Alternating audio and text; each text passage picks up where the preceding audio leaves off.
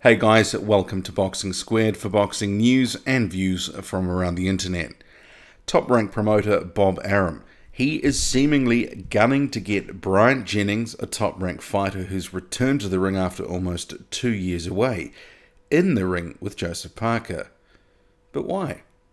Let's break that down and a couple of things that I don't think have been covered in the story yet. So I'm not saying though that a Jennings-Parker fight can't happen.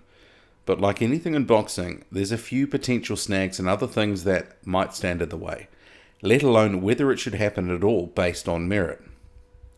You've probably heard that Arum co-promotes Parker. That is only true to a point. He really hasn't been pressed into action yet. And what do I mean by that?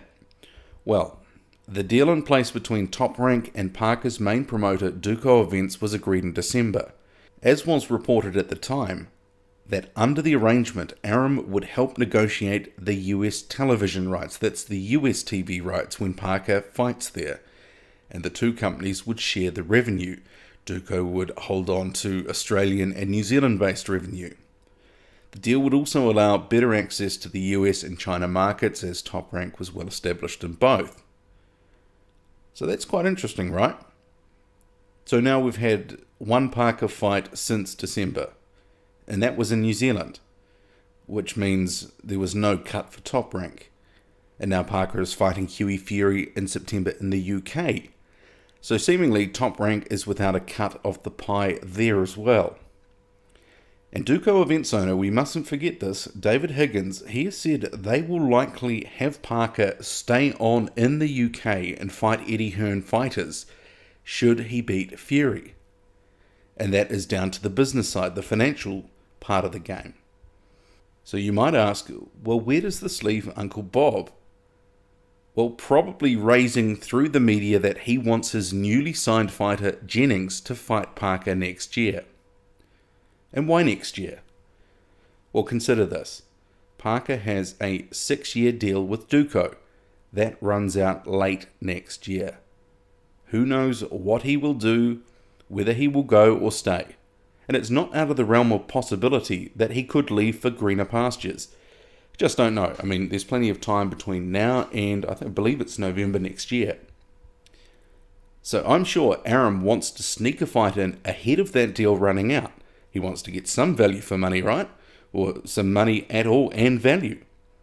But for me, it really is a shame that he doesn't actually have an unbeaten and exciting contender on his roster right now. The last one that he did have, that was Andy Ruiz, and Parker beat him. So really the only viable option that Arum has is the solid and likeable Jennings. He's 19-2. Those two losses coming against Vladimir Klitschko and Luis Ortiz. So it can't be said that he shies away from a challenge. But is he the best challenger? Or is he the right challenger? He probably needs at least a couple of fights under his belt before the WBO inserts Jennings back into the rankings. Remember, he's unranked right now because of his long and voluntary layoff from the sport.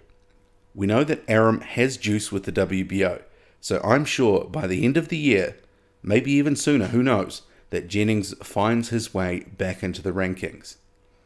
But do we really want to see that fight? Is it credible? Does it make financial sense? Very debatable.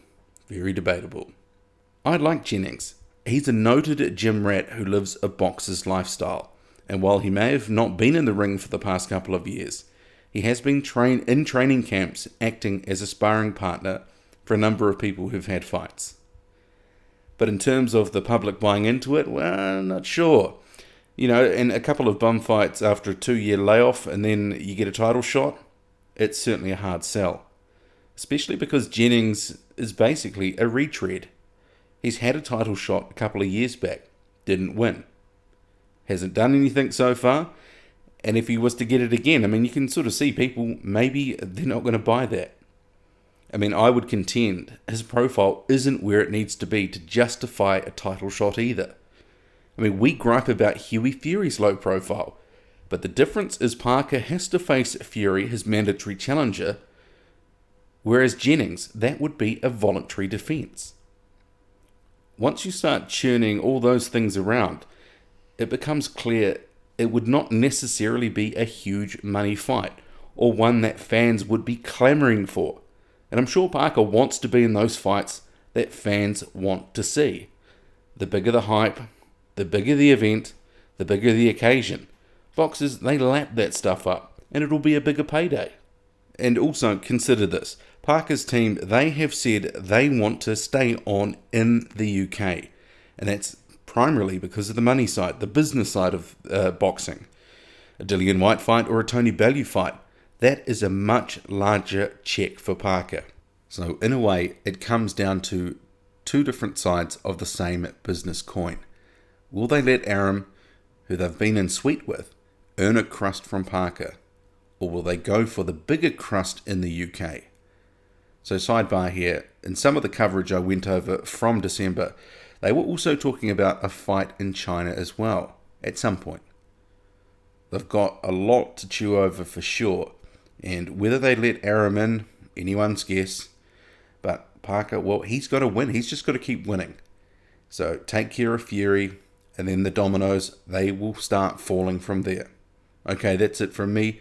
Hit like and subscribe. I'm out.